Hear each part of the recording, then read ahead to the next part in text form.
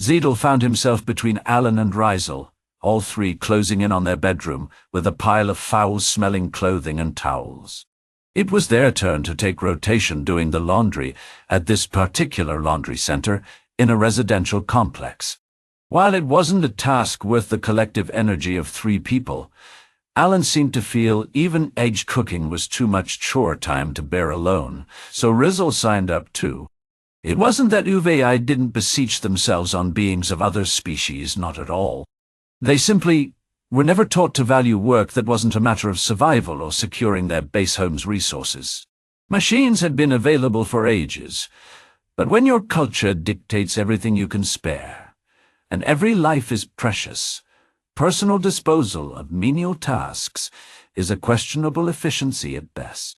And now, Zedal was arbitrarily mixturing his clothes with humankind's own personalized stench compounds. Some were nice and clean-smelling, like floral suds, but others. I'm not used to things that smell more appetizing than you do. One of Zedal's eyes squinted playfully as he poked Alan right in the side, elastic drum rhythm his friend had been pounding on him. Hey now, I'm all about that gym smell. Listen, looks like we got space at this machine. Alan picked up the conversation. Let me help you separate your clothes, Zedal. Only you know your uniform quality, 'cause crafted suits are probably expensive, and I'd hate to mix a $20 fabric softener pot into like a $200 uniform, you know? Thanks, Alan. It's fewer wrinkles than most. Nay, do. Attaboy, die. We'll help. The human cheerfully got to work separating fabrics and inserting detergent pods. Thank you, Alan. Zedal tried keeping up with order cards and instructions, but after years of just piling it all in like a string of sausages, his process had rusted.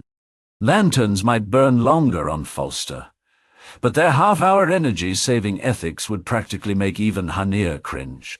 With the machine finally running, the 3 of them sank into the waiting area.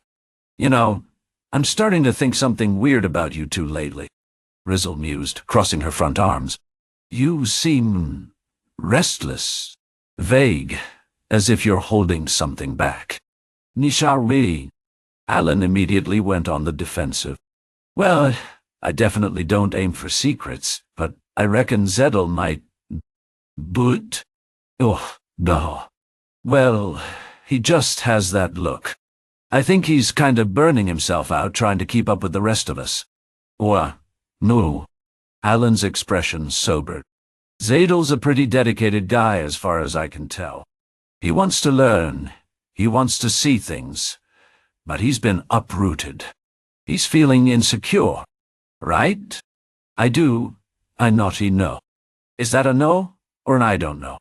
Zedal gives a conspicuously gentle ass-high and face palms. I don't know. He emphasized pedantically. I haven't had a purpose for years. I was grouped into a military unit, but I didn't fit in.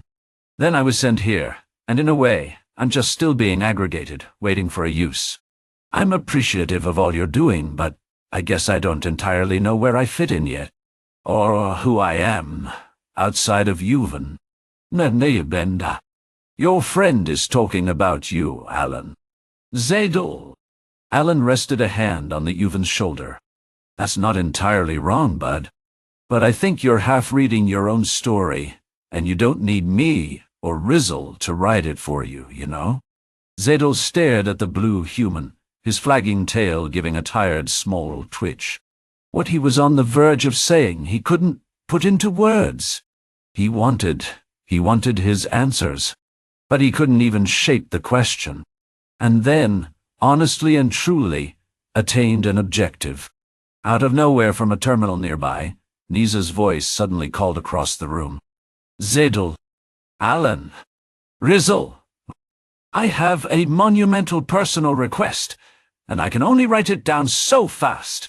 Are you 3 spending the morning, boiling small bits of cotton fabric together? Well, Alan rolled his eyes, answering.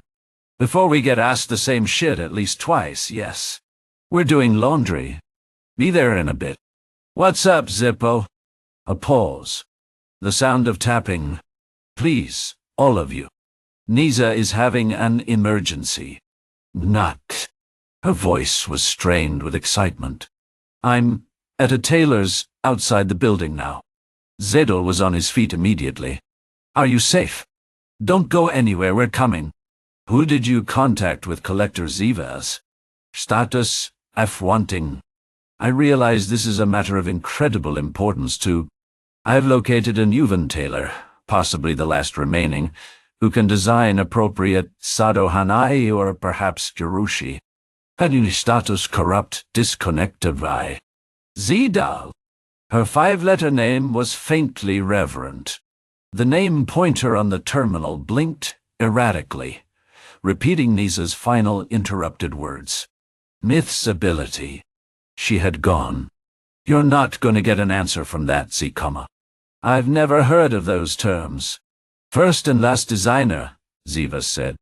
That's unbelievable news. I'm coming.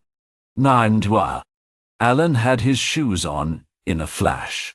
Rizal? You coming? This could be big. Should be fun for a change. Mundane. This. Without me? When Nisa needs me. Rizal snapped her teeth in feigned outrage. The Uven has no choice. Oh, that is I. The outside air, still transiently foreign after literally years, struck Zedal and his friends as they approached the tailor's shop. Humans moved about them with the assured certainty they had, making maps and lists. The shop Nisa had pointed to, somehow compacted between two larger establishments of glass, a bank and a cafe, had a stubby wooden sign listing prayer bead materials. Zivas could almost get her claws in. There was Nisa, pacing accompanied by neither Asher nor that other green viola leaf Hanir, the human friend of Sjornal. He could never remember her name. The red-gold one named Jasper. She was Yeske-tating on needlepoint sole. A step up. Even before consciousness, Zedal had taken the measure. The human name, Shay Stewart. Shay Stewart. Spell it right. Her grandmother named Gretchen deemed it necessary for her, branding her spirit with ink deemed sufficient. It began and ended with the E's. The craftswoman behind the counter raised her head, respectively suspicious of what looked like large green-scale reptilian tails and distinct coarse brown tufts tested patience. Her eyes widened, a glimmer of wanting to learn something new. I'm the bespoke designer here, Ziva said. She mentioned some Uven-looking things I don't have a word for. A Hittai, probably with a Sado. It's an honorific. You'd put a Sado Kekoi in the front cushion. Nay. Kesho. Nisa chewed on her words with haste. Or a diagonal patch to denote status. Her family were illustrious craftsmen, Shay Stewart. Shay Stewart. I miss you. Aren't you, the... Rizal approached uncertainly to fluff the tufts around Zedal's neck, making Nisa all but physically bounce in place. But Zedal sat back, his expression more composed than she'd seen in weeks. Stoic. Almost poignant. Sado Kaitai. Erusire Sayerni. The compound phrase she's looking for is Hanaya Shuro, the traditional accustomed garb, precisely as instructed. I don't have a name, because it depicts no tailwat tie. Nia and Shay's voice was clear. You suggest? Zedal met her eyes. 4 rows of plush fur and 4 yellow-slitted irises he usually kept disinterested, finding their gaze across the lace-woven counter. The succession scrolls. The craftswoman nodded, her face remaining but a slight smile creasing her weathered skin. One finger traveled under the removable wood paneling of her shop's counter, and with a cool, slippery yisnicking, she lifted a display tray fork. Upon it, 2 pairs of rings sat. Zedal inhaled only once, slowly, the sound audible.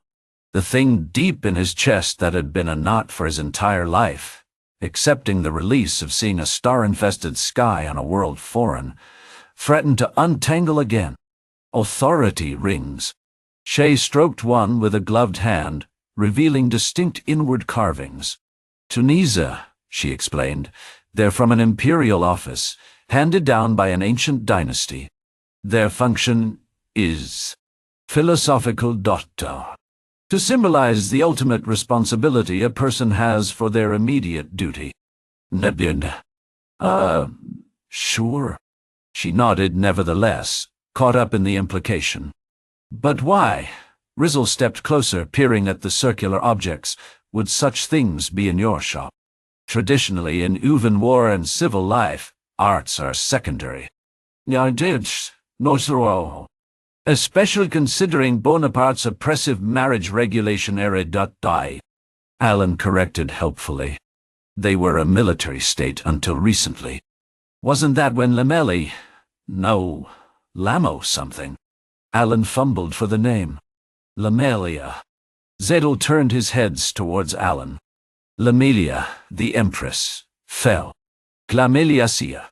Second dynasty period. But Nisa mentioned correctness of scales and duties, yes? Shay waited for confirmation. My great-grandmother Chunkara served as specialty artisan to the hands of the last stewardry upon her fall. And this is the legacy, the bit she managed to smuggle from the palace holes they alleviated of us. We've been tending it, preserving it for a successor to appear. Ooh. Zedal's quiet, low rumble of a voice bridged the silence. Sado Hanai and Gitaroshi are ceremonial, titles and vestments worn by the imperial slaves. They are the high stewards, the most trusted. Nasirao kept it. Rizal's voice was raw with emotion. My mother was a second-generation slave. Third from what I can. Her mother was servant to a slayer, a Zone Uven of the highest house. Nisa stepped forward, her grip on Shay Stewart's counter white-knuckling. Please, help us make this young Uven, Zedal, his right and his legacy. Authority is a matter of reflection upon your own duty. It is the greatest power in the galaxy, and he deserves a piece of it. Mahan. Rizal looked into Zedal's face with fierce hope. If it's right, truer to our history and lineage on Falster. Zedal looked at all of them, resplit yellow eyes framed in the gentle lines of his insect face, his mind afire for the first time since he'd walked their peace accord.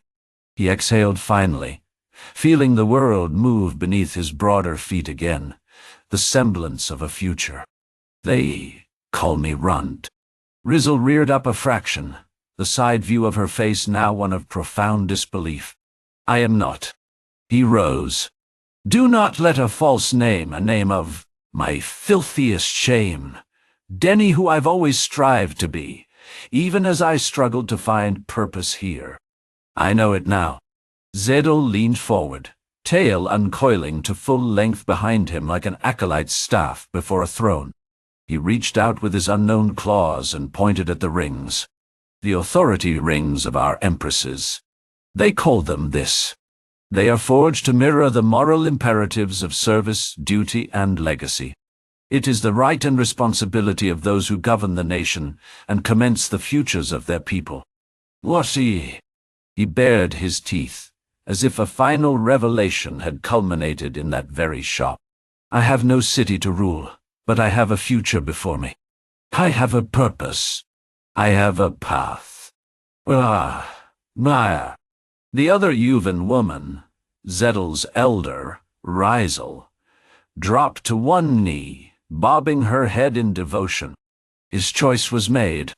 On an abundance of privilege, and the sacrifice of collective valleys who directed the artifacts that were bringing him understanding, Zedal Voyasi has chosen his new name for the ages.